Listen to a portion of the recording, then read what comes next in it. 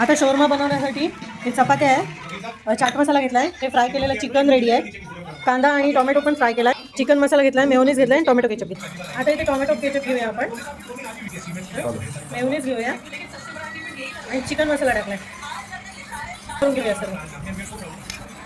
आपला मसाला रेडी आहे. आता आपण शोरमा बनवून घेऊया. ही चपाती एक ठेवलेली आहे, त्याच्यावरती हा मसाला लावून घेऊया, पूर्ण स्प्रेड करून घेऊया.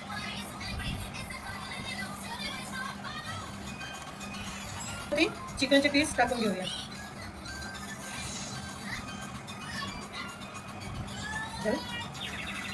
चिकनचे स्प्रेड केल्यावर आता हे कांदा आणि टोमॅटो फ्राय केलं ते टाकून घेऊया. आणि आता याच्यावरती चाट मसाला टाकून घ्यायचा.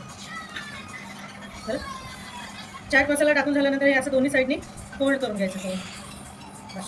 हे शोरमा सर्व रेडी आहे. हे आता फ्राय करून घेऊया. इकडे तवा तापत ठेवलेला आहे, तव्यावरती तेल टाकून घेऊया.